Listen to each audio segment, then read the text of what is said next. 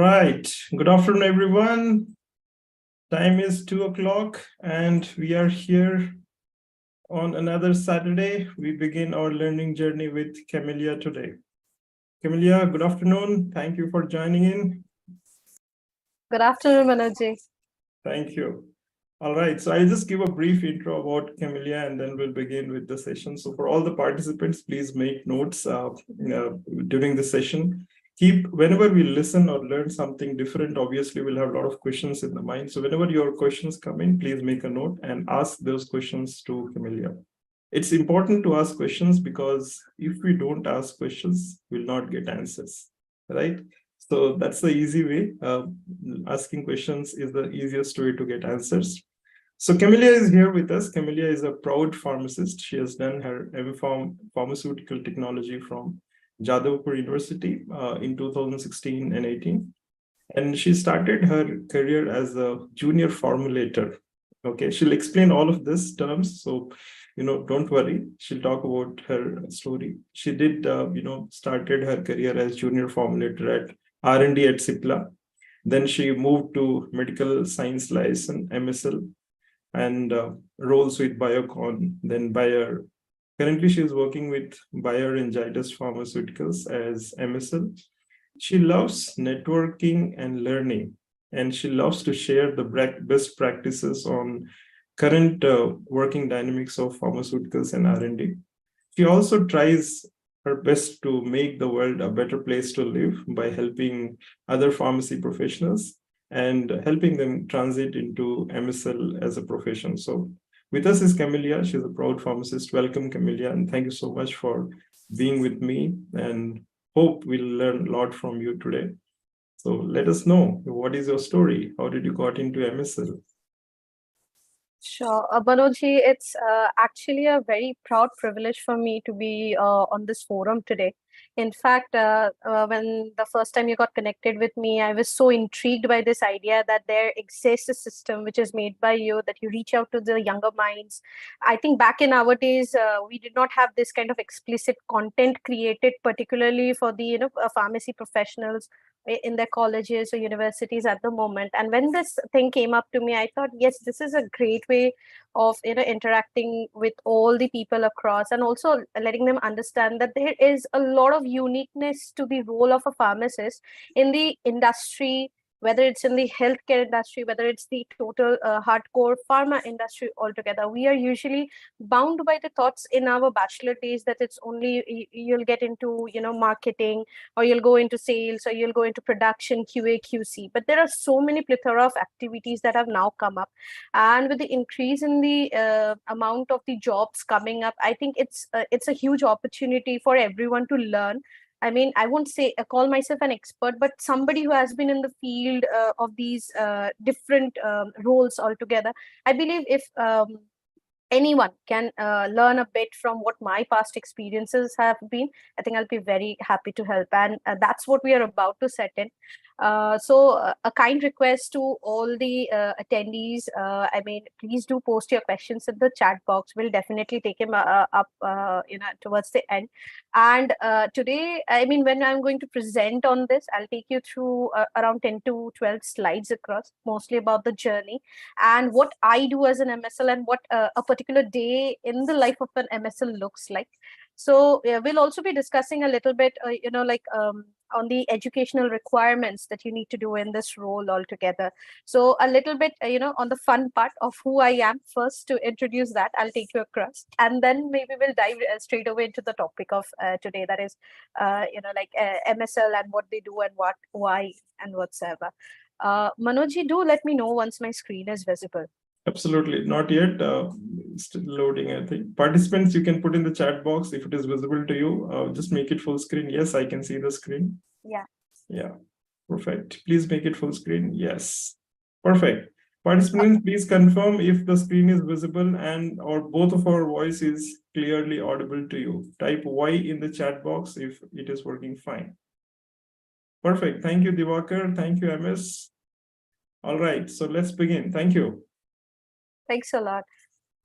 Basically, everyone, I mean, I think a great way to introduce the role of an MSL is to actually understand that if you are a scientist, or you have a mind of a scientist who is deep dwelt into understanding the nitty-gritties of the biological systems, or whether it's about the science and being in pharmacy or being into any aspect of the medical technology, and you do have a mindset of translating this in the form of a communication strategy, that's what it is a perfect role for. So when I was looking for, I thought I should caption it out in a way, and the best way to do that is to actually share that if you are a person who has an outgoing nature, you like to communicate with people, or you would like to understand what the a person opposite to you is actually like trying to comprehend on certain activities, knowledge dissemination, this is perhaps one of the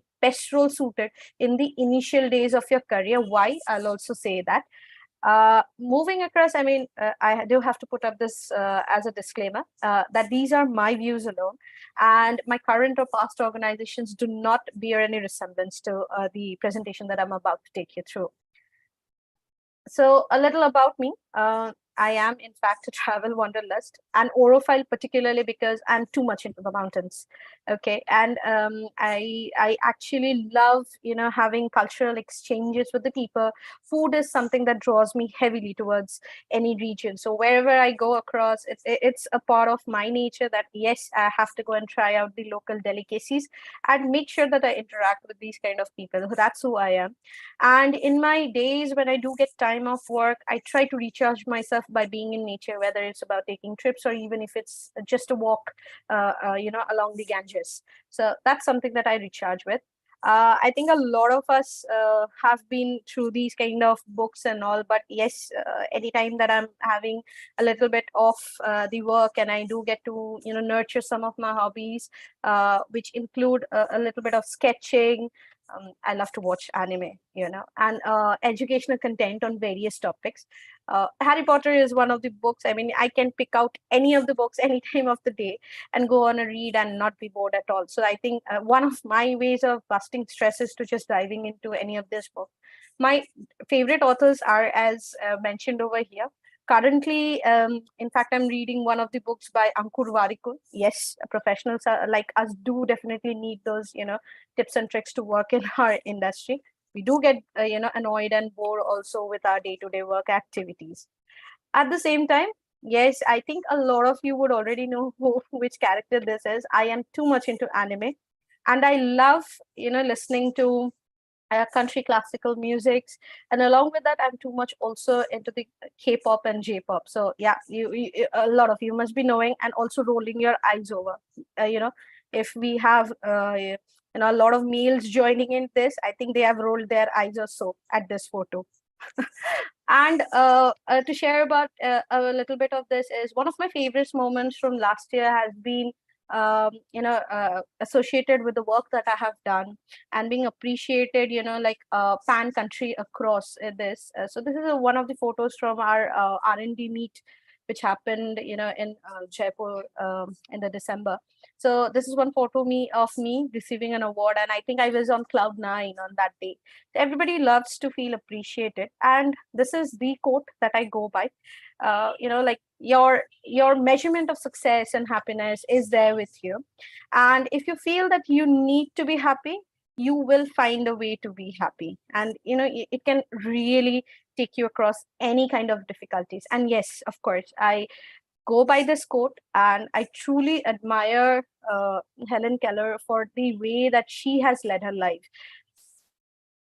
That way, I mean, these are the certain contents that I'll be taking you through, as mentioned already, that what a day in the life of an MSL looks like. There are some challenges that we face.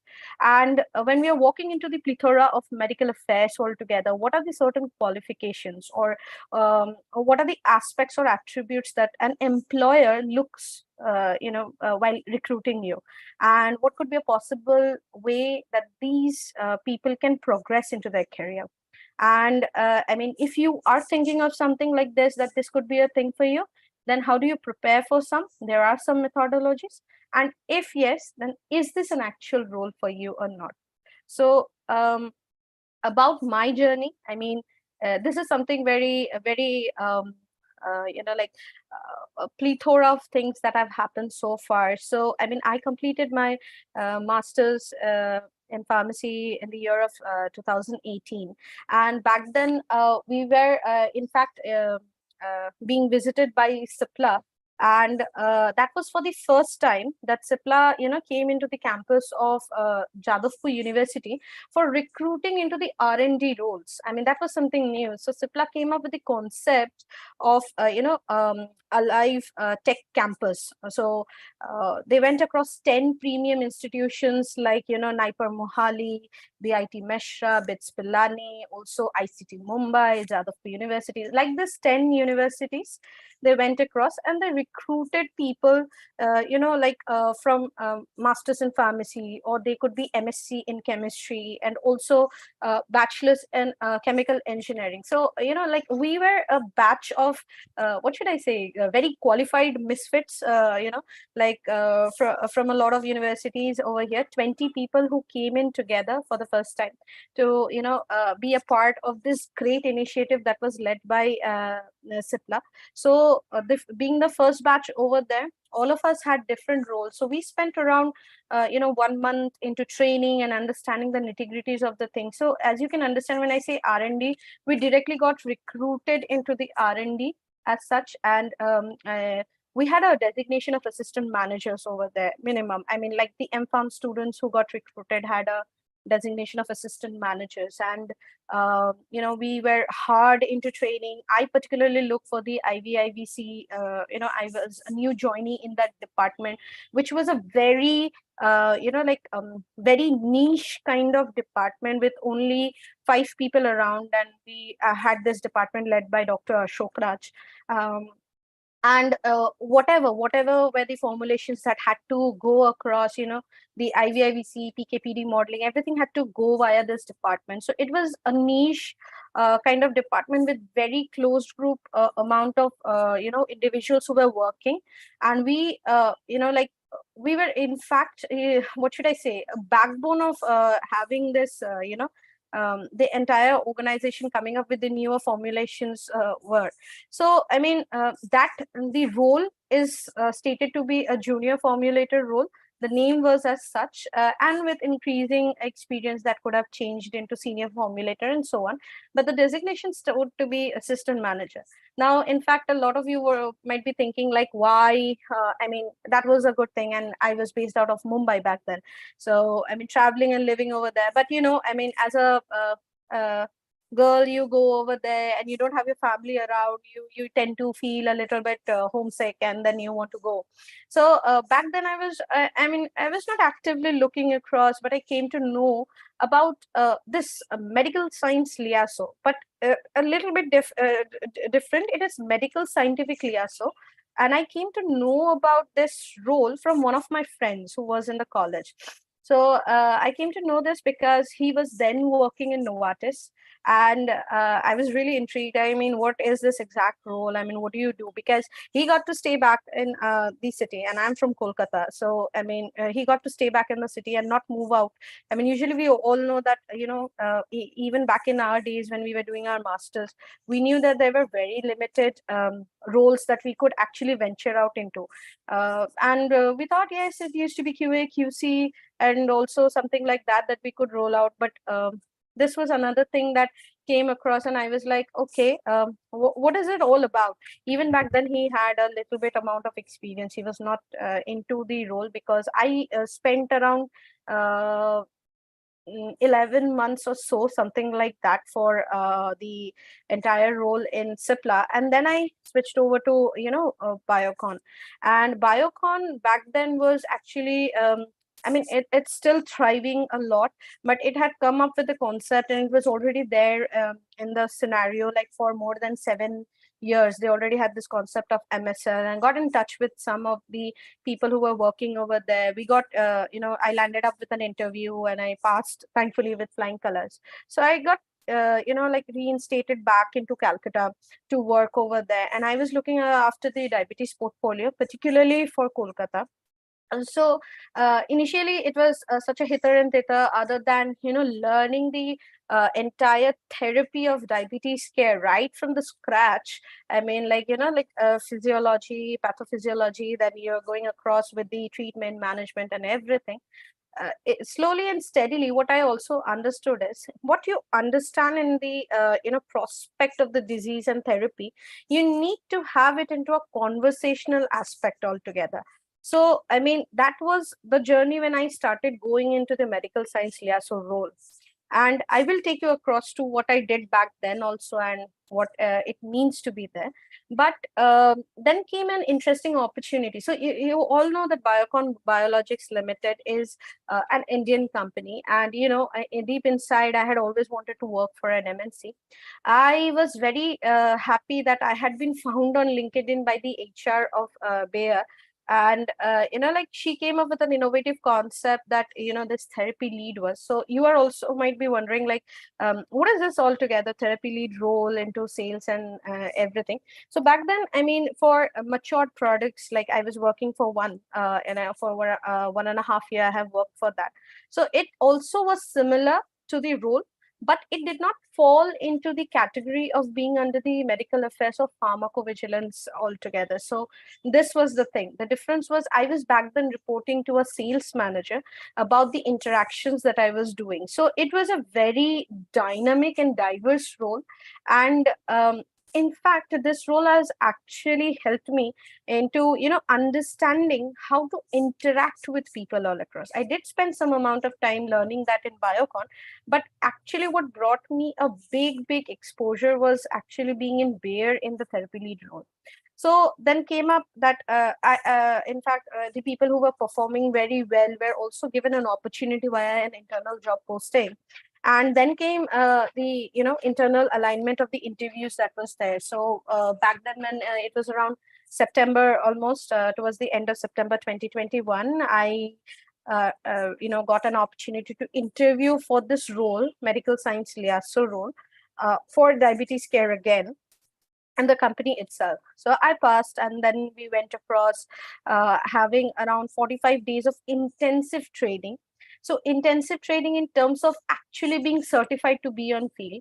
Bayer has a very interesting policy. So when they are putting you across on the field, they make sure that they train you really well for communication, for data dissemination. And in fact, these kind of like training and everything, they actually happen from the APAC region altogether. So like, all of these clusters of different countries which fall in the APAC having medical affairs are joined together by one APAC medical affairs community, which actually takes you across a lot of training activities. And you actually have to give examination of 2 hours to actually pass and be field ready.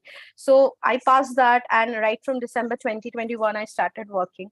And it's almost like more than 1.5 years already that I have been working as such, and it's an incredible journey so far with me.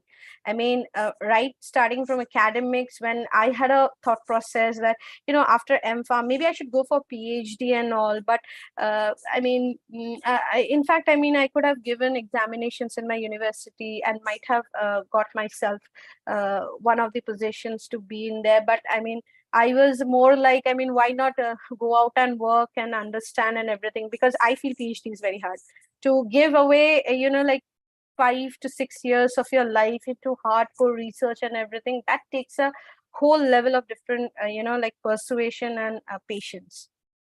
Something that I want to take you across is what exactly is an MSL. So we need to first understand that it's a healthcare consulting professional.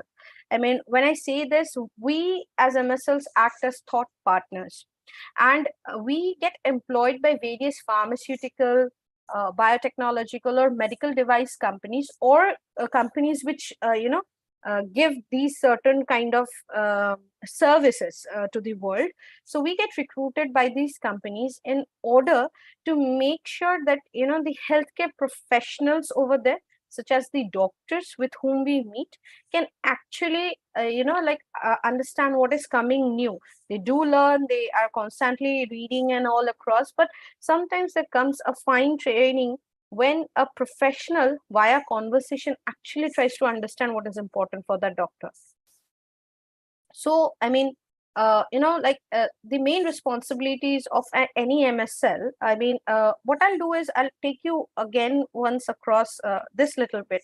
So, I mean, in one particular day, my interaction is with particular doctor. So, I mean, you might also even ask like, how is it very different from sales and everything? I mean, we as MSLs are not given any sales targets. So we don't have any targets assigned to us that these are the certain outcomes that you need to achieve in terms of monetary evaluation. What our basic job is, I mean, supposedly if a new molecule comes out, with its clinical research, with its various properties and attributes, our job as an MSL is acting as a connecting link or bridge between the company which has actually come up with the molecule and a doctor who might use it into his patients.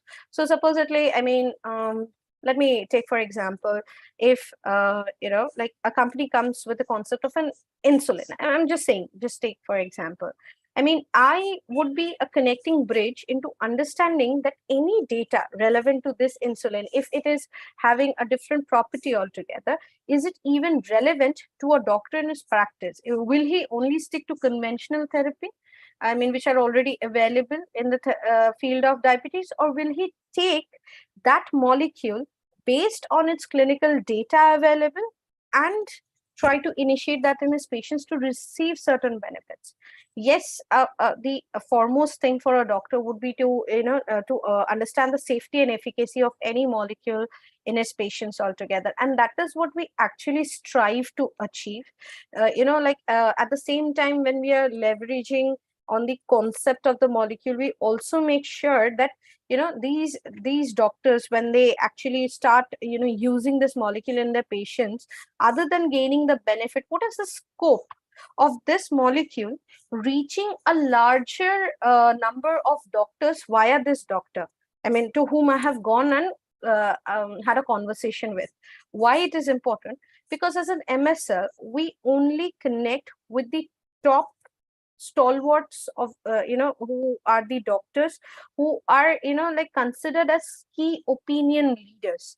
I mean, if in a conference a doctor comes and speak, he is speaking because there are so many other doctors, junior doctors, could be in the same profession, who want to listen and learn to him.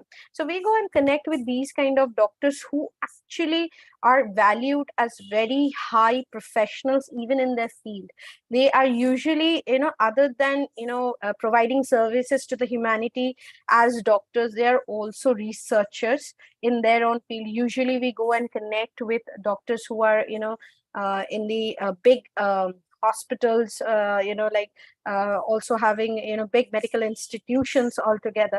So we go and get connected with these doctors and understand that if a molecule is actually coming into the market, what is the relevance of that molecule being reinstated into the Indian context altogether? Will that doctor be finding it useful in the patients? If no, what are the challenges? And if no, if yes, then what are the benefits that that person might get? So this kind of dialogue exchange with a particular dissemination of the data that we already have, we tend to pick up certain what should I say, certain thought processes of the doctor, and these are called as insights. Okay, I mean, the understanding of the doctor altogether. And when these are fed back by us to the organization, the organization is able to make some strategy which is driven, which directly influences the marketing and the sales. So what happens is when I said we are connecting linkages of bridges, we are also thought partners, or the people who actually bring out the relevance of where this molecule could actually be into practice. So I mean, as main responsibilities of an MSL, we do tend to facilitate and support advisory boards. So I mean, just in our colleges, what happens before the entrance exams or anything, our professors and teachers, they huddle up in groups and they tend to discuss on, this year we are going to achieve these many things all together.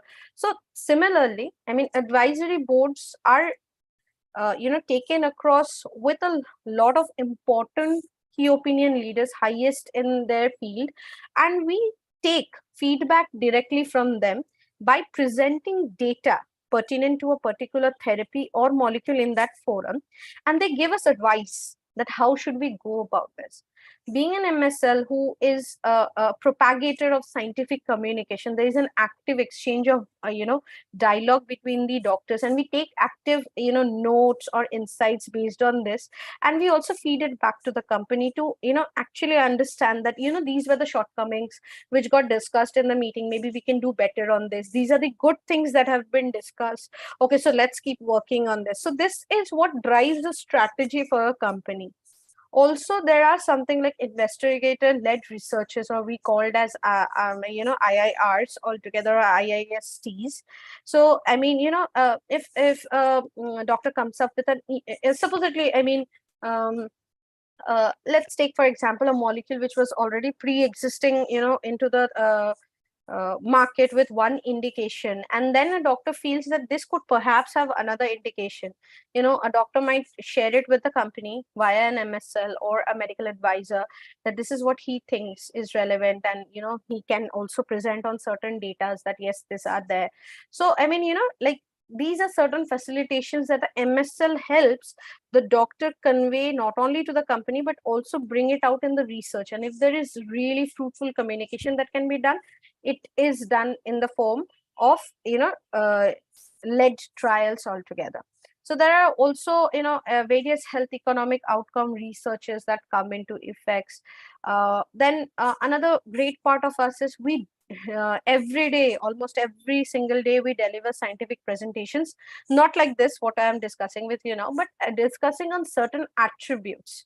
Okay, there might be a lot of queries which come in from the doctors based on certain data points, and it's our role as a person to actually make everything clear for that doctor, and that's very important. So we also tend to attend a lot of medical congresses and conferences, just like how we have very good conferences on pharmaceutical innovations and all, which are joined. Then Indian Pharmaceutical Association has these workshops, poster presentations.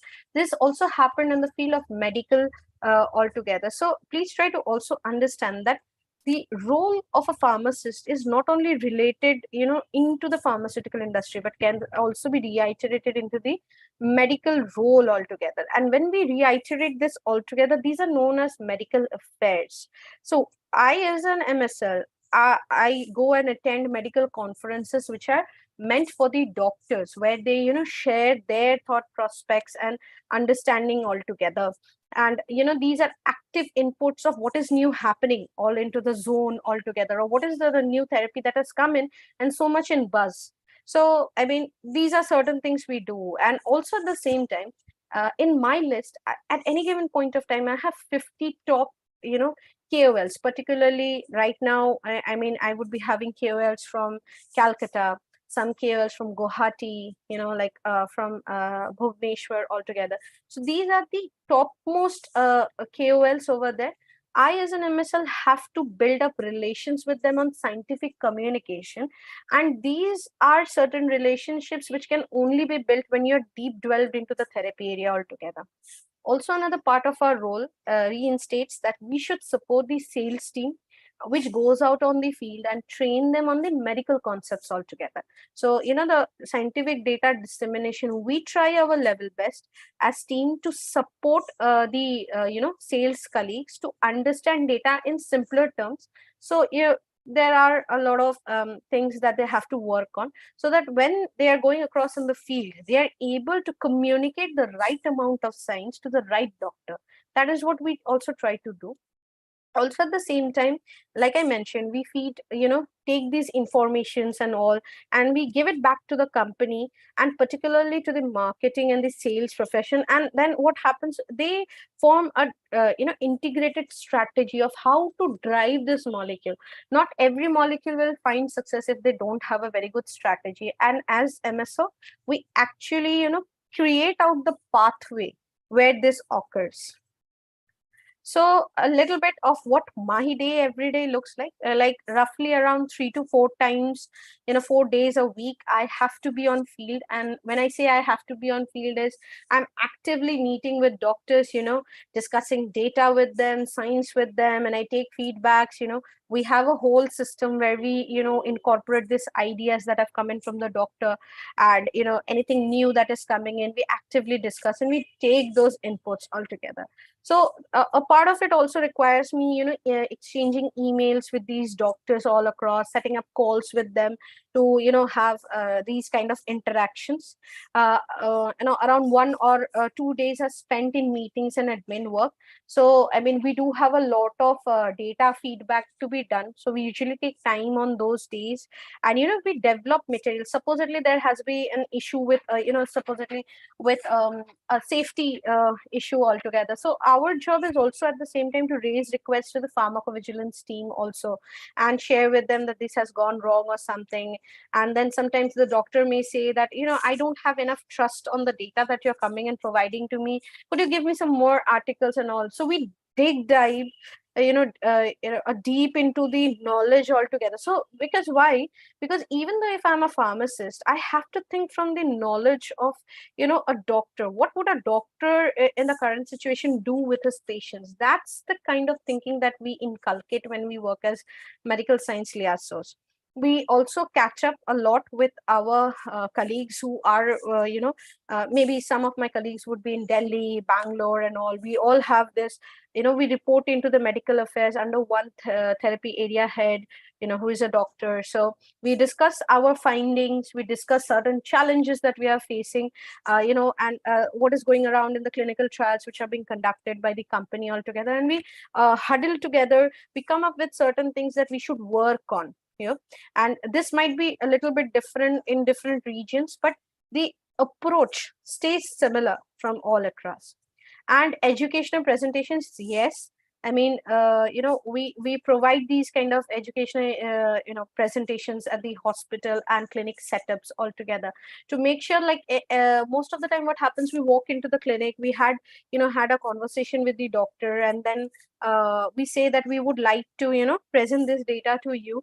Then if the doctor is really interested and really intrigued by what you bring on his table, he may like to share it with other doctors. Sometimes the doctor takes the presentation himself, or sometimes he may ask us MSLs to present it in front of the other doctors who are there in that hospital setup or that clinic altogether. So we do get an opportunity to be the face which represents the company, which is a very proud moment for us. We do have a fair share of challenges. It does seem an exciting job, but sometimes we face this kind of thing. So sometimes what happens being on field, I mean, doctors, I mean, in India particularly, are not that adept with the concept of medical affairs, though it is like around a 10 years old concept that has come in, but the role has evolved tremendously. Previously, I mean, this was a role which had different names altogether. Now what happens is, sometimes like commercial colleagues have more number of visits with the doctors, I mean, from our sales team. Sometimes there is a fine line which gets disrupted in between when the doctor is so busy. He also sometimes cannot delineate the line between a person who is coming from medical affairs or a person who is coming from the sales force. I mean, so sometimes this kind of things happen. And our role is more to convince a doctor about a therapy, to more to understand his prospect or perspective about a therapy or a molecule all across. I mean, sometimes there are expectations that our bonding with the doctor should be so strong that he should be willing to prescribe right in front of you. That is not something that we do. We are thought partners. We are not there to like actually push them to write prescriptions. They should do what is right, but our role is to influence their thought process. Sometimes out of sight, out of mind. We do have certain call compliances that these are the number of interactions you can do in a month. Sometimes repetitive interactions can be a little bit challenging for us also, because when you're going across with data, you have to create a very impactful interaction, that even if I'm coming back after 1 month to interact with that doctor sits over there and gives me at least 20 to 25 minutes of time for a good interaction. So once you're out of sight, you're out of mind, but only if you can create that impact with your communication is when you can do that. Living the life of a road warrior. Yes, a majority of our time in the role of our MSL, I mean, I did mention 3 to 4 days per week, we have to spend on field. When I mean field is, commuting between your home to different hospitals. I mean, usually in a day, you would be expected to meet around 3 to 4 KOLs minimum. Or it could be more depending on the amount of work that you have got into, because sometimes what happens, there are certain events coming up and a lot of doctors are associated with that. So maybe I have also done in one single day maybe meet around 7 to 8 KOLs altogether. So basically you're spending a majority of your time being on field, going through the climates and all. It can be a little bit bothersome, especially during monsoon, but otherwise it's still manageable most of the days. So another thing, too much information, too little time. So when we signed up for the role of MSLs, I have learned something that, I have to be a lifelong learner altogether. We have so much amount of information, but so little time, to actually go across through this. I mean, we get exhausted. To be very honest, I mean, at the end of the day, you would just want to come and plop yourself up on the bed and be like, okay, done, not good enough. But sometimes what also happens, we are being in too much demand. I mean, there are so many when the newer therapies come in and when actually the role of an MSL comes into perspective, we are being in too much demand to actually resolve queries of a lot of doctors. So the field work is very intense then, and it requires a lot of our time to be outside of your home environment. We in fact, I have to say thanks to the digital aspects altogether. When corona came in and everything went onto the digital footfront, everybody started getting connected on Zoom and Teams and all. A little bit thanks that we still get connected with the doctors. We take time of around half an hour of them and get the discussion going on all together. So this is a challenge when once everything started open up, the doctors also say, okay, no, not on digital, come and meet to me face to face. I think that would be a better communication. So these are certain things that we face as challenges.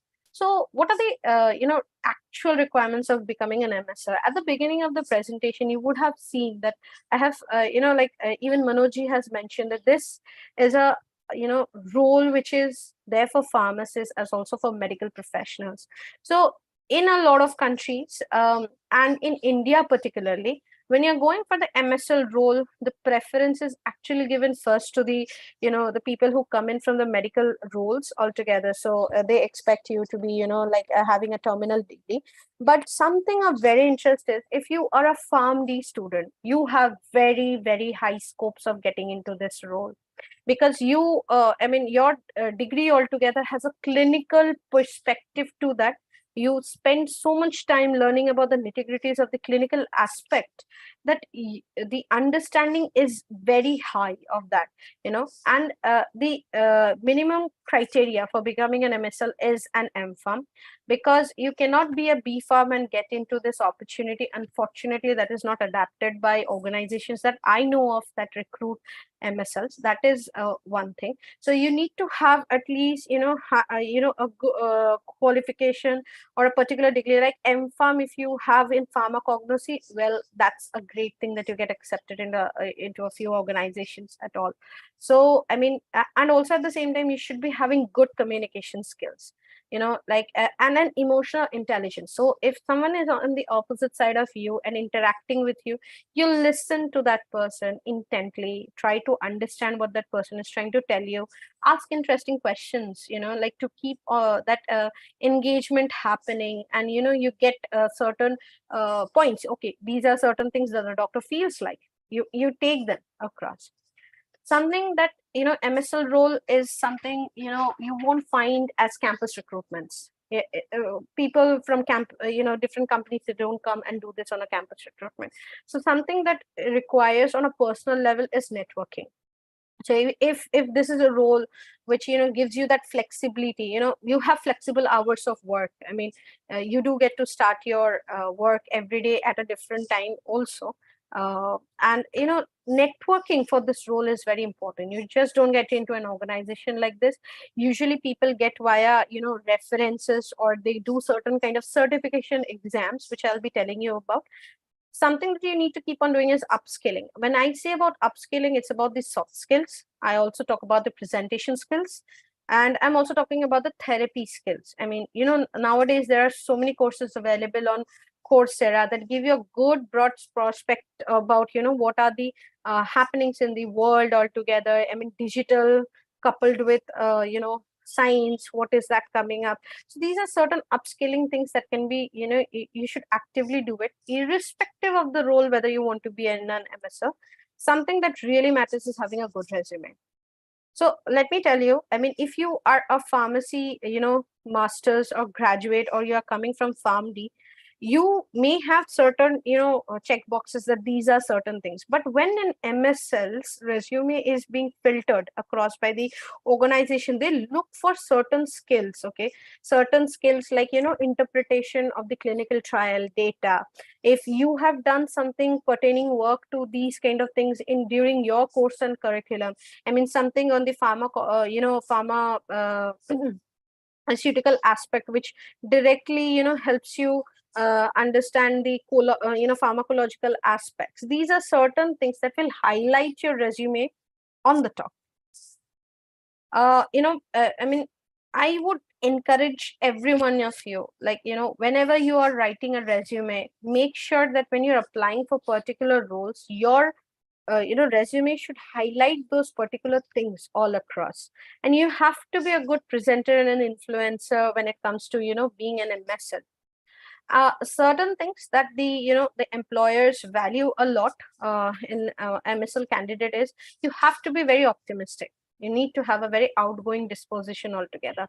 I mean, you should be free to interact with other people in a good concept, and in a scientific alignment. You need to have good communication skills. That is very important. A very strong emotional intelligence altogether.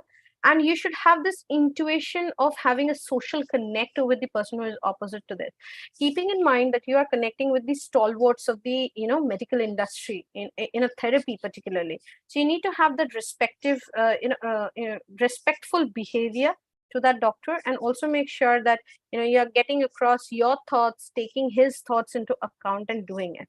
There are like, motivation is something that should be there in every day. I mean, even while as a student, the motivation to sit down to study is something that we don't find.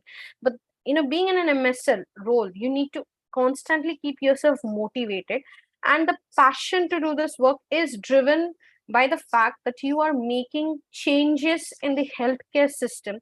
You're impacting the lives indirectly of a lot of patients. A new therapy comes in, an MSL comes in. So you are actually reinstating that this molecule reaches to so many patients all across, by making sure that you're speaking with the doctors who are actually going to bring that molecule into the context. And yes, you have to be a patient and active listener. And you should always keep on mind that I am doing this for a patient. If this was someone close to my heart, like from my family, what would I do? This is something that drives the innovative thought process in an MSL, the constant zeal and passion to work for a company. So career progression for MSL is particularly, like, you get to be in senior MSL position who drives strategic, implications of the insights that come in. A medical manager is particularly someone who looks after a lot of MSLs all across a region or all across a country and guides them. These are certain things. So these are more like managerial roles. Medical advisor is someone particularly, I mean, let me iterate: medical advisor, country medical director, and global medical director. these are confined to doctors only, and that too particularly for MD pharmacology doctors. So some of us who are here, if from the PharmD courses, would be particularly knowing them. So these are reinstated only to these particular a fraternity of the professionals, because in the important decisions which come in the making of this are given particularly to these people, and they drive it forward because they can actually think from the clinician's point of view. Marketing and brand management, trust me, it's like something I have seen a lot of MSLs go and work into this, because once you start working as an MSL, you have so much knowledge of the market and everything. You can actually bridge medical, patient care, and you can bring in the strategic driving of this. I mean, it's a very interesting thing altogether. Some MSLs who had prior experience in clinical trial management actually go into this, which is again, you work from the managerial positions altogether. And then there is something called like medical governance, which deals with the aspects of the policy making and everything that goes across, which is very important in any pharmaceutical company, bifurcation and all. In fact, when I am presenting over here, I have actually had to work via medical governance to be able to present today. I mean, that's how the strong a compliance of a company shows, that they bring in all the functions together in a working process. Another thing is regulatory affairs. I actually have seen a lot of my seniors who have been in this role to go into regulatory affairs and contribute hugely. I mean, in fact, I know some of the people who are regulatory affairs director as of now. So, I mean, they have, gone from being MSLs in their role, have served a little bit in the clinical trial management, and have also gone into regulatory affairs via this. So, like when you walk into the role of an MSL, you are doing multiple things together. It never gets boring. It always keeps you, on your toes. And that's how the progression of the opportunities lie ahead. So how do you actually prepare for, like a career? So something while you are in your college days, or maybe at the beginning of your career altogether, I would particularly suggest be an expert of the therapy area you're working. I mean, if you are doing a project or anything in alignment to supposedly in a field of oncology, okay. I mean, you are having certain kind of what should I say, a thesis which tests the viability of a molecule that if introduced into this kind of oncological reference could do something. Learn about it, learn about oncology in and out, be an expert of that therapeutic area. It is very important.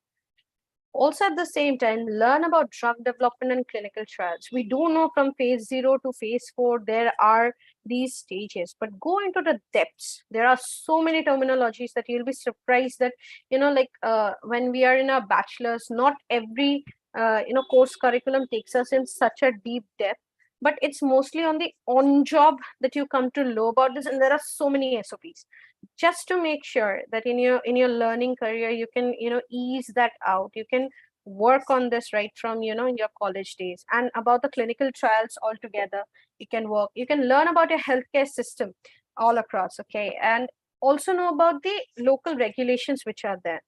And just google out any free amount of time about MSL role and all. You'll get so many things to be done. And currently, there are so many certifications which are there.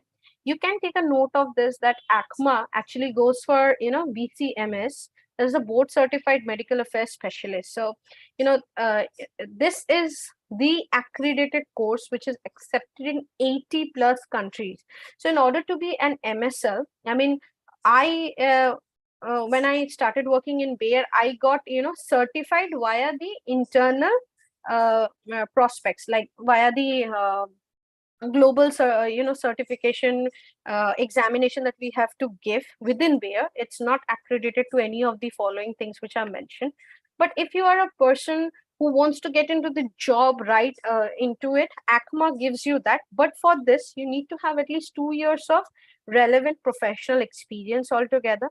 It is one of the best certifications to go through, because it gives you a very large understanding of what the role is. In fact, all of this 4 which I mentioned above do have all of these people who have curated this course have somewhat in their career been a part of medical affairs in some of the other way. So when you get certified by these courses or these instructors, you actually have more than 95% chances of landing a job in medical affairs via these certification courses itself. So ACMA stands to be on the top because it is accredited.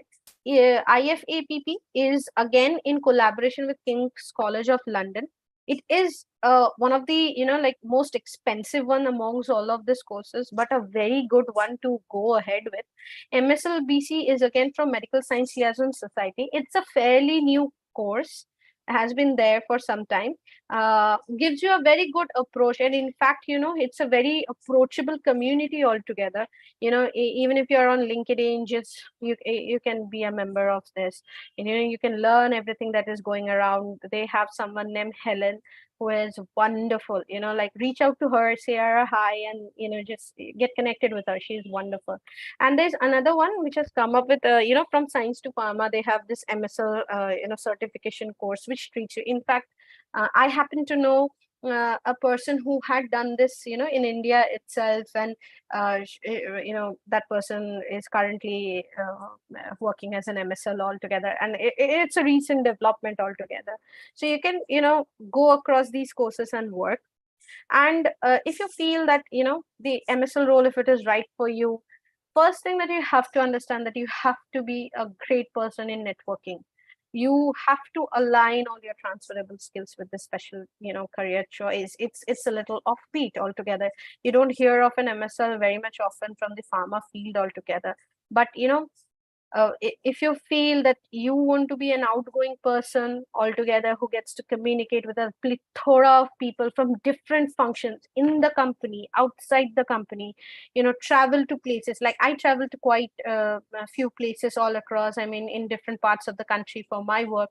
When I said that I was a wanderlust, part of it is also there in the job. So what needs to be done, if this is a role, you take advantage of the conferences that go in your graduate school. You can also set up certain interviews with MSL who could have a background like yours.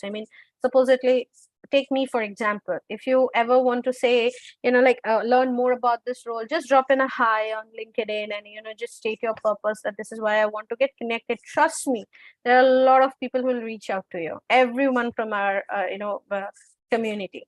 And if you find that there are MSs within a geographical area altogether, you have come to know, ask them questions, how they got into this role. What are the areas they are working with? What are the therapeutic understanding that they have? They'll be very happy to interact with you.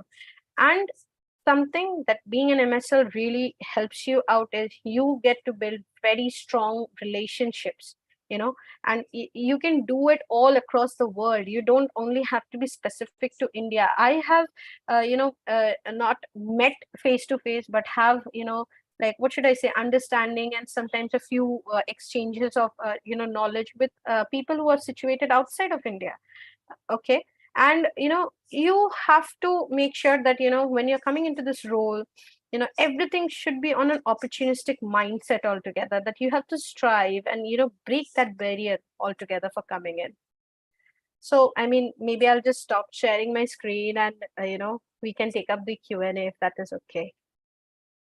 Perfect. Thank you so much, Camilla. That was so nice and complete overview of MSL you have given. And I'm sure a lot of questions will be in the mind of our participants. So participants, now the time is for you. I not want to summarize the entire thing. The recording of the entire presentation will be available to you. At the end of the session, you'll also get an email with the LinkedIn link, profile link of Camilla, so you can contact with her and then take the discussion further. But for now, if you have any specific question with respect to MSL, please do ask. And there are two ways you can ask the question. If you're on Zoom, you can raise the virtual hand. I'll unmute you. You can talk directly and ask. Second is you can type in the question. I'll read out for you and Camilla will answer. So those two ways we can have the question answers going on. So let's see who wants to ask the question first. I think I see one question from Indu. Okay.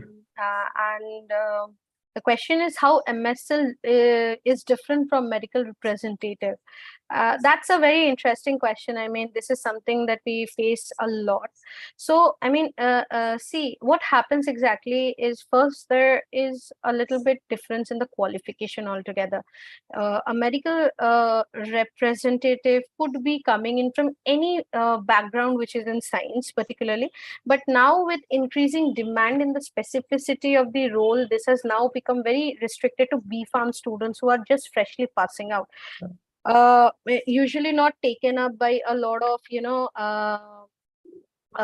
masters in pharmacy student, number one. So what happens is I as an MSL, okay, means I do not have any sales target. The company cannot impose any sales target on me.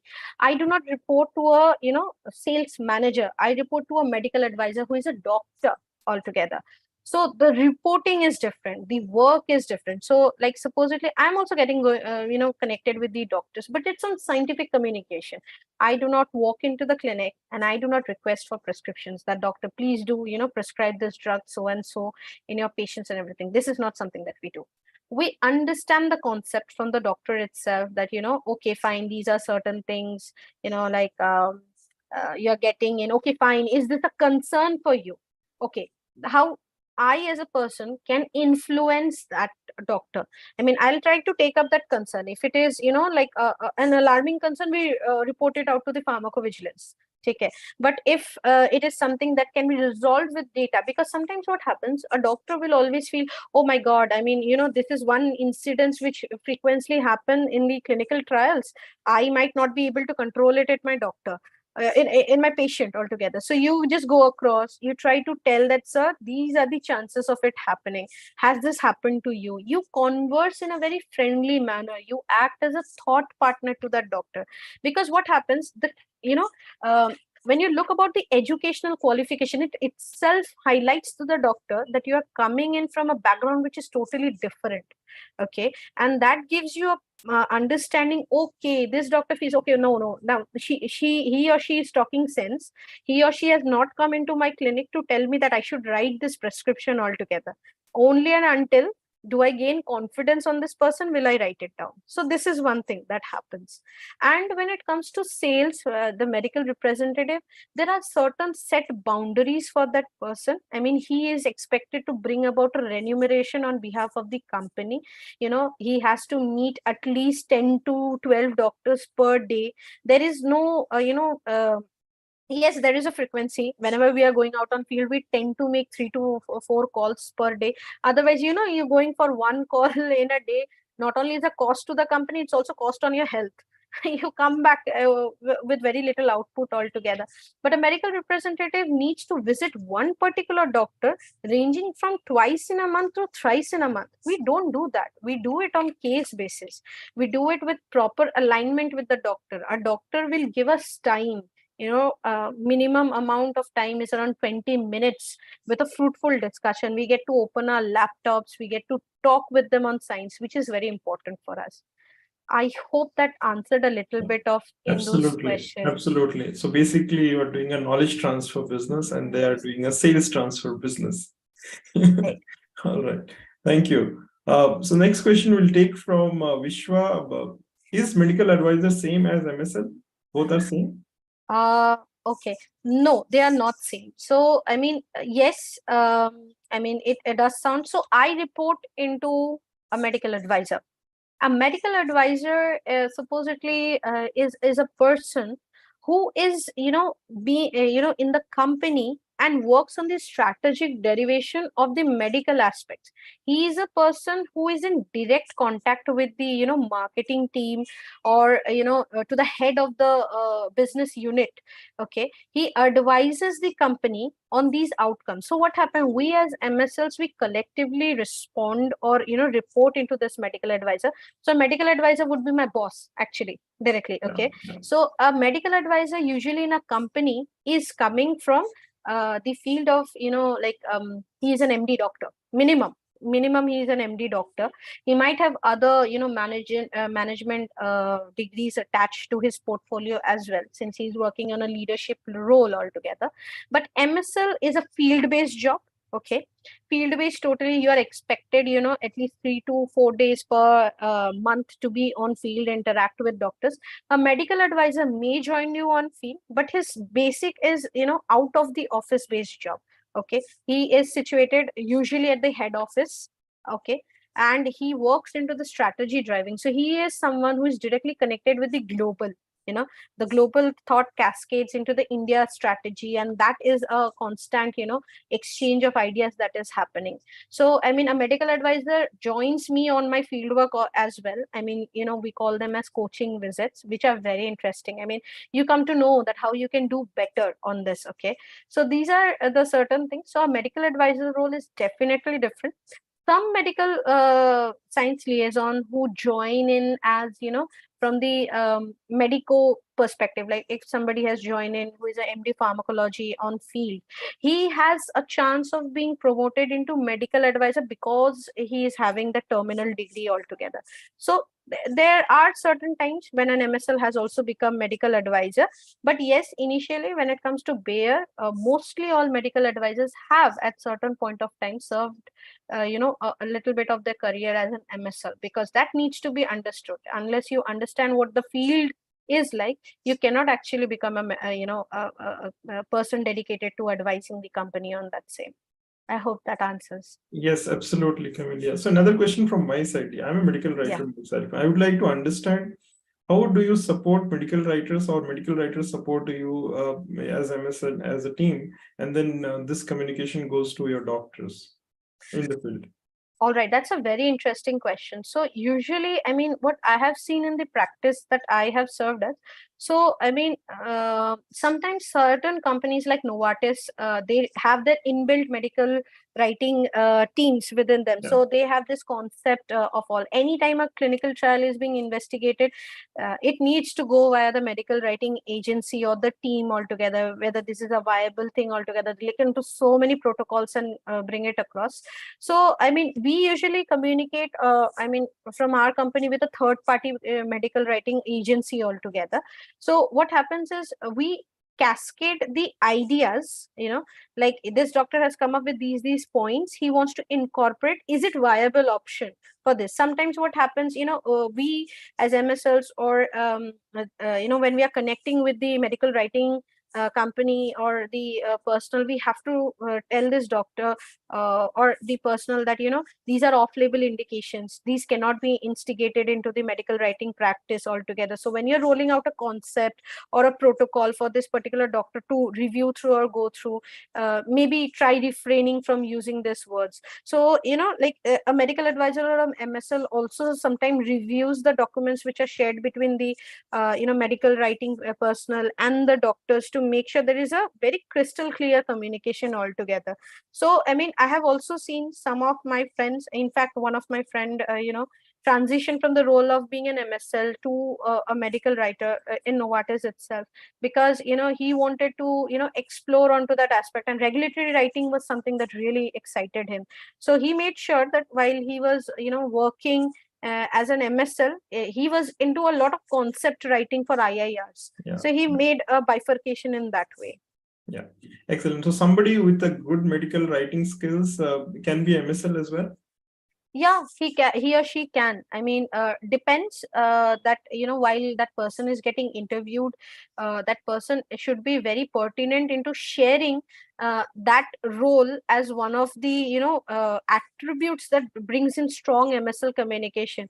So supposedly, if I was having certain medical writing skills that I've done with, I mean, when I will be getting interviewed, I should be able to highlight how that skill is something relevant for MSL, and how I will be able to bring justice to the MSL role by stating that I act as a very good connecting bridge between the thought processes of the organization and the doctors altogether.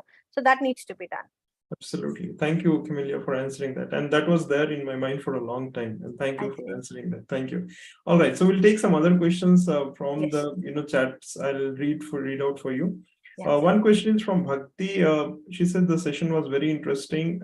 I would like to ask, if I'm studying in final year MPharm and will be completing my master's in about 2 to 3 months, what would be my first step if I'm looking forward to become an MSL?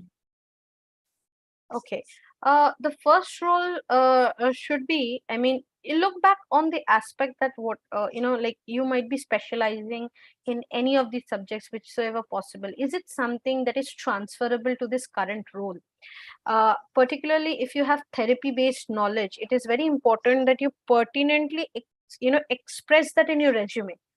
Nobody will look at, when you're a fresher out of the college, you actually cannot state a lot of things on LinkedIn.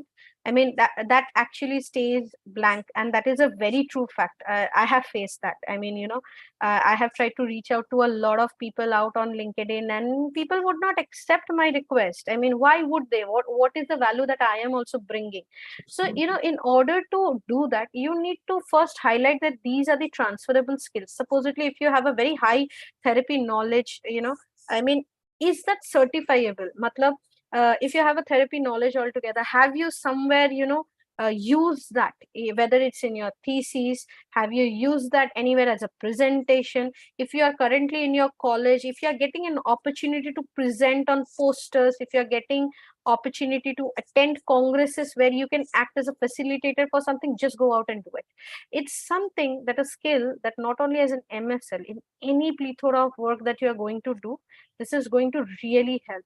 Back in our days, I mean, we did not have this much of opportunity, but it used to be so hard for us to actually get this opportunity, because like the seniors who, if you're in a college like mine, like Jadavpur, where you have PhD candidates also working with you.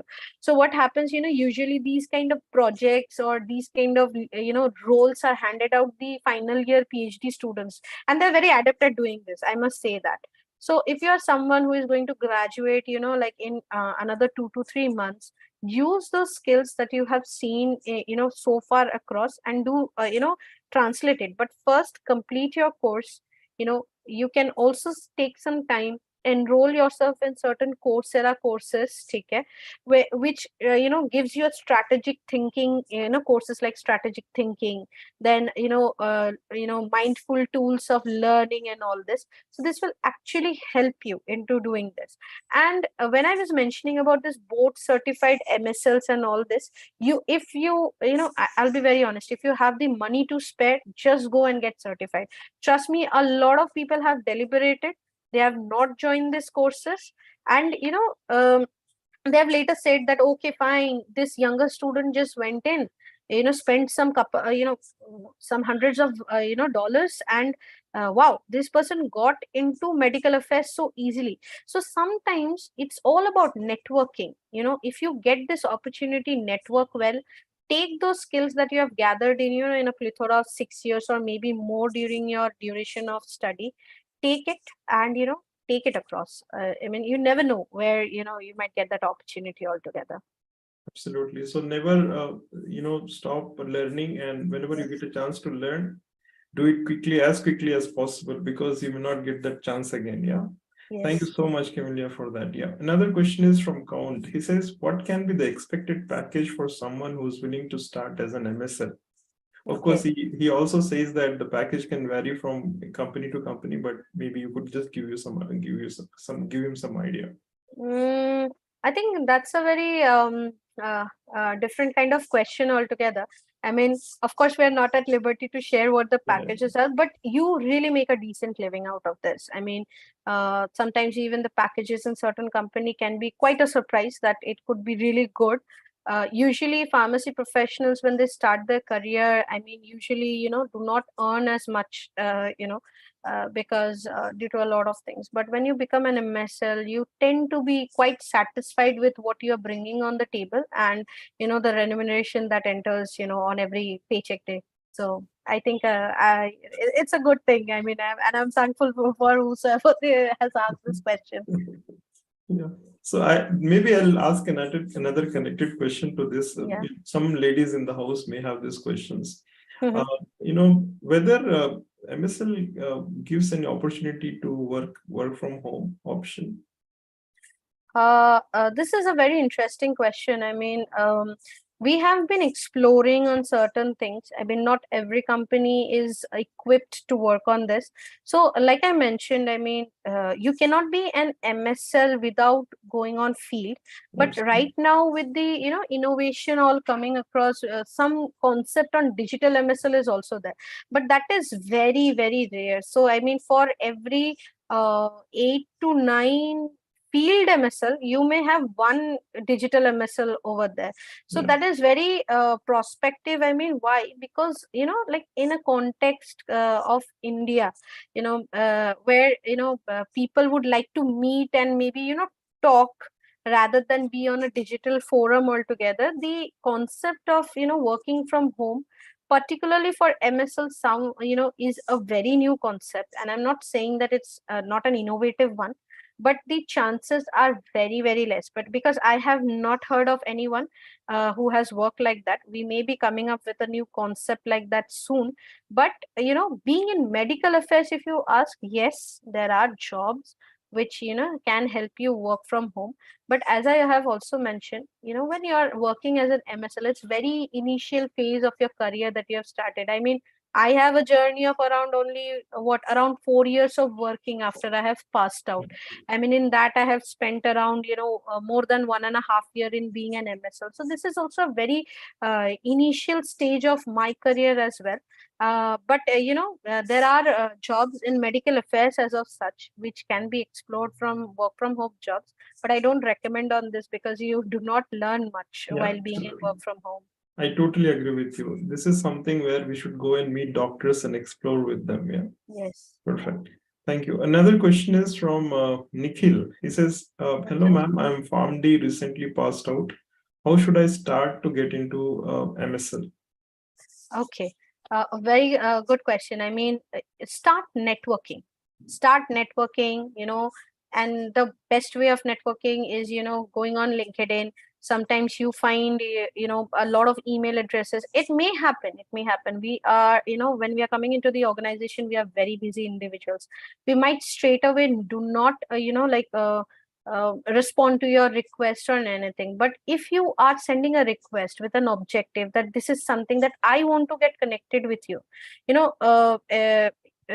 these are the certain aspects that I want to explore. Could you help me understand about the role? Okay, just go ahead and do that. I mean, there are also certification courses like from science to pharma. Then you could also do, these courses from BCMS. Okay, these are certain things which actually help you get into that role. Look out into the LinkedIn profiles of certain MSLs who have found success in their roles. Okay, in India, you see that they might have certain skills that are listed in the LinkedIn profiles. Do you have the skills? If not, can you develop on those? Because it is very important that at the end you have to understand that any point of time you have to be into the shoe of a clinician. So a clinician works on certain aspects. And the first part is to be very clear about which therapy area you want to work in, and if you're working in that therapy area, be very clear that you know almost everything about that. So once you are clear on that, any time that you're applying, your resume itself changes. So in order to get filtered as an ideal candidate for being an MSL, please make sure that your resume is different, from any other person who is applying for that role. So if you are going to apply supposedly for, being a hospital pharmacist, I'm just saying, for example, your resume will have certain skills. Do not use that to apply for MSL. Absolutely, yeah. So this distinction needs to be made. Absolutely, and I think that's one of the biggest mistake our pharmacy professionals make. They just send out the same resume to every different profile, yes, and the recruiters don't find them interesting anymore. Yeah. So Nikhil, and to everyone who has these similar thought of questions, please follow networking as Camelia suggested, and we have done a lot of sessions on this. There are 4 or 5 videos on my YouTube channel alone. And there is one more on communication skills and networking. Follow them, and then you'll get a lot of insights from those speakers. Yeah. So thank you so much. And now one question from Nisha. This is from YouTube, and she's also on. She's just come on Zoom as well. So she says, I work as a medical scribe. How can I use the transferable skill for MSL? Okay. Manoj, could you elaborate on what is the role of a Medical medical scribe. scribe? Yeah. Yeah. So what medical scribe basically does is, she interfaces between the, doctors directly. Whenever the doctors are conversing, the role of a medical scribe is to write that information of conversation that is happening between the doctor and the patient and feed Mhm. that into a software. So it's a live, live note down of information that a medical scribe does. Live Okay. transcription, right? Live transcription. Earlier we had medical transcription, which used to be mostly audio based, right? So they used to send the audio files, and medical transcriptionists, they used to transcribe the file to text files. Or Okay. medical scribe is a person who's doing it live. So there is a interaction that is happening, and the medical scribe listens to that interaction, and she transcribes that information real time. Mm-hmm. And it's Mm-hmm. a total, medical information transmission that is happening here. So Wow. she will be capable to understand different accents of doctors. She works with, let's say, doctors from US, Canada, and different other countries, and she'll be listening to the doctor real time, transcribing that information and putting that into softwares into different formats. Okay, that's a very interesting role, Nisha, that you do, and I was not aware that there is such an interesting role. Actually, to be very honest, is the first thing that this is a little bit offbeat that I've heard of so far. Not a lot of conventional people would have the courage to do this because it takes a lot of patience. I understand. Something that really can be transferable is your quick way of communicating with the doctor. So like instantly writing everything down takes a lot of good listening skills. I mean, I can totally understand, and that is something a very valued like a criteria for being an MSL when you're doing that. But this like if you fall into the perspective where your educational qualification does not form a barrier in any concept. I mean, like I have shared, like there are certain limitations to which kind of professionals can come into this role. You Yeah, can definitely go and do this, because what you do right now is a very novel kind of work. In fact, in other countries, I have seen a lot of people who had these kind of skills, particularly nurses. In outside country, nurses have a lot of these kind of skills yeah, where they yeah. use physician assistants also. I have heard of coming into the MSL role. I'm not so sure as of India, but you might be the very first person who do that. I would know, of course, Absolutely, over yeah. there. I think this is a very ideal profile to get into MSL. Yes. She qualifies for almost all the criteria that a MSL needs. The Okay. only requirement would be probably she is doing it remotely now, and the only thing that Ah, she needs is to go and interact with the doctors in field. Right? Yeah, right. perfect. So Right. thank you, Nisha, for asking that, and thank you, Camelia, for answering. We'll take some questions from YouTube. One question Okay. is from Dr. Joydeep. He says, much needed discussion to raise awareness about MSL. Thank you, Dr. Joydeep. And he has a connected question. Do you feel that more awareness is needed for pharma graduates to get into this role? Yes, of course. Camelia will add some points to that. Yes. I think it's a very understated role when it comes to being over here. I mean, when we were in our college days, whether in our bachelor's or master's, none of the professors even knew about this role. I mean, medical affairs has been in India for the past 10 years, but it has been very much, limited to certain people. Now that I have seen a lot of my seniors who have done their PhDs, like 3 to 4 years back, or maybe done their masters 7 to 8 years back, they were then at that time MSLs, because the concept was very new. They also developed all these things all together. I think these kind of what should I say, job prospects need to not only be reinstated into a virtual platform, but people from who have found success in their role in medical affairs, if colleges can bring them on that forum and ask them to get connected, it helps in networking. Because if I look at myself, I have spent my time in three different roles. I have seen the pharmaceutical industry from three different vision angles altogether. So I mean, I can actually share my journey, and I think that can help a person. And as rightly mentioned by Dr. Joydev, it needs to be a very frequently discussed thing, thing, particularly from PharmD, graduates who can find success in this field. I mean, MPharm people, definitely, I know a lot of seniors of mine who have done their PhDs in pharmaceutical technology and have taken up this role. But had they known about this, I think they could have taken it much earlier. Much So earlier, yes. this is something which is not done. And in fact, what I have found is MSL is one of the perfect role for, a female candidate going across. I mean, I don't find it challenging at all because, the safety and everything is ensured.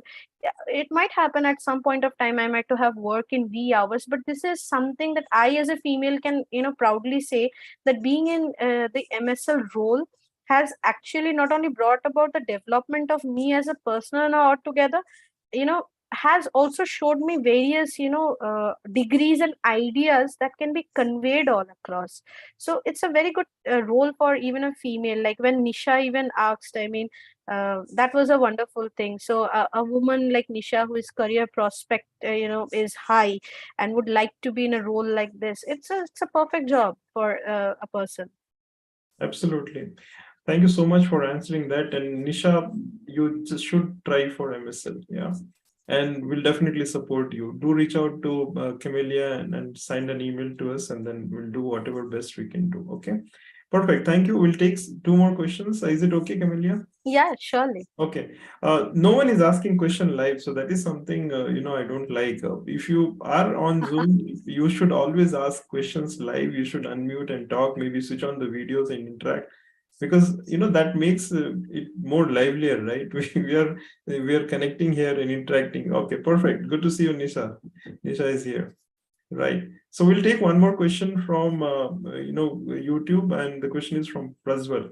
Prajwal says, "Can a PharmD graduate with pharmacovigilance experience join as a MSL?"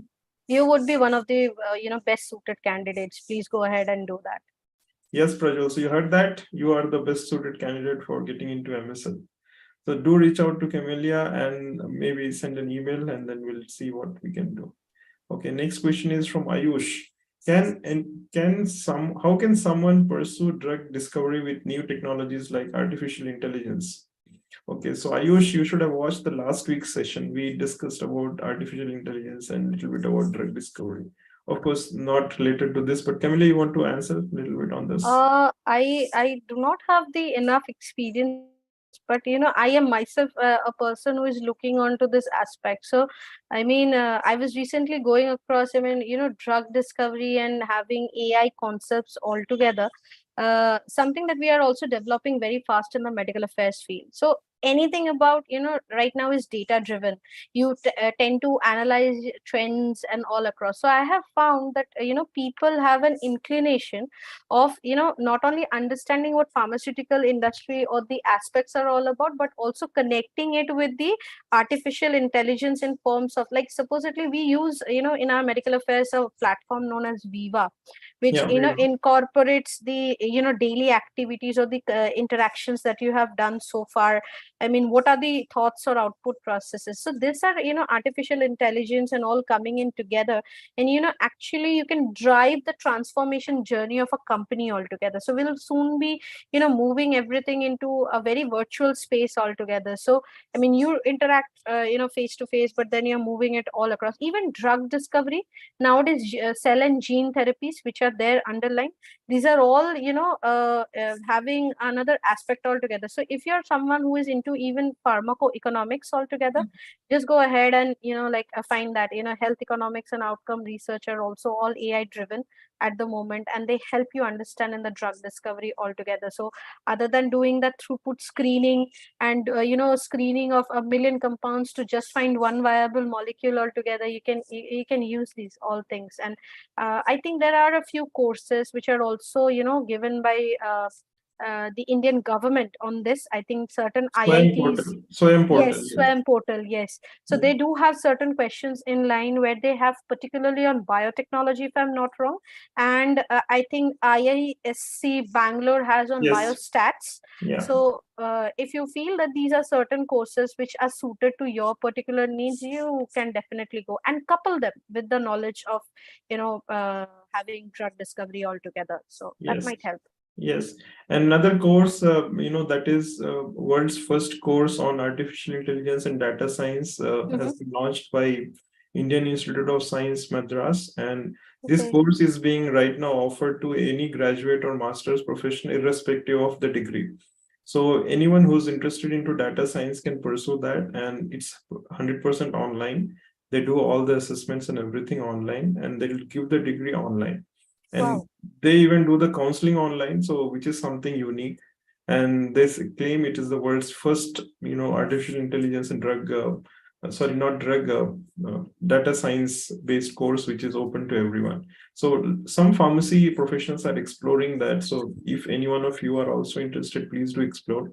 All the information is available on the website, on the IIT Madras website, and I had also posted that on LinkedIn some time back. So if you just browse on my posts, you'll be able to find out that.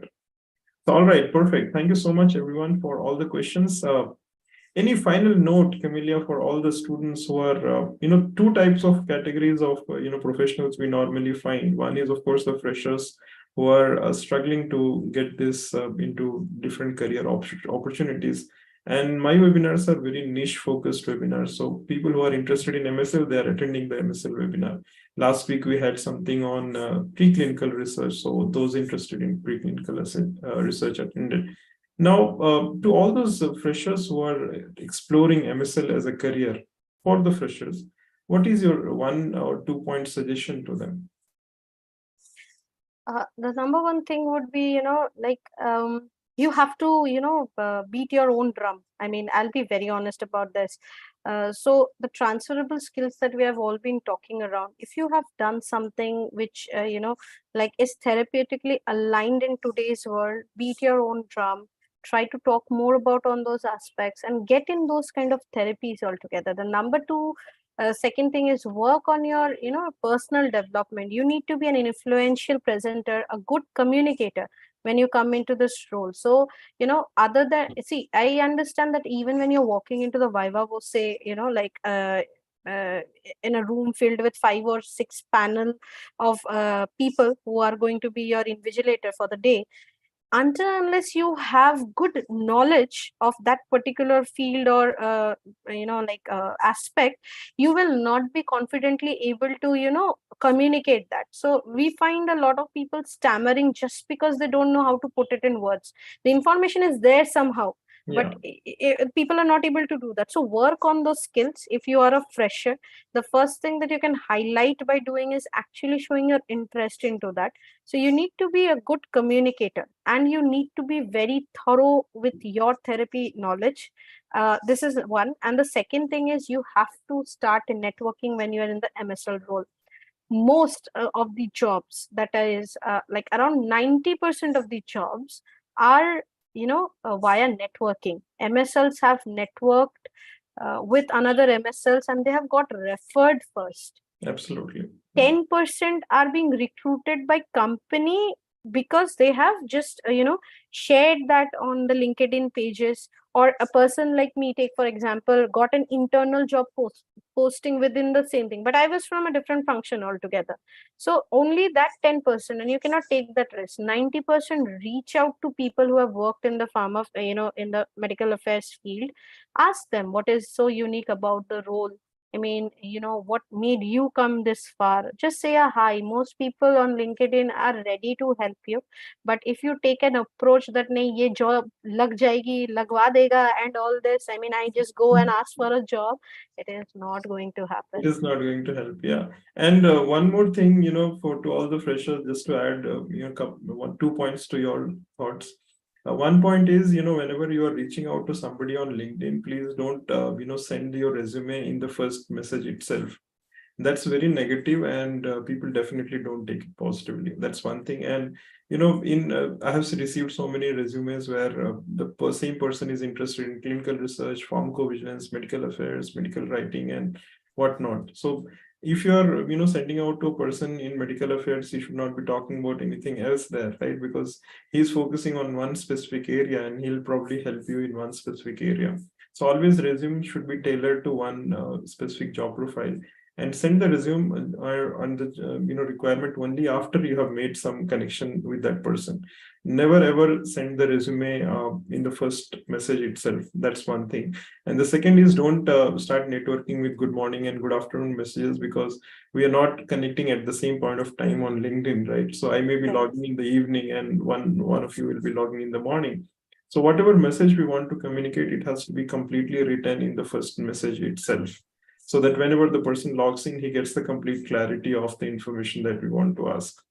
And second point, that, with respect to the communication skills you told, I have been, suggesting a lot of students to practice something called a smartphone exercise. Now, we used to, read that, people used to stand in front of mirror and they used to talk, and mirror never used to say anything, right? Yeah. So what I suggest our students is to practice smartphone exercise, where you record your conversation on the phone and then listen to it.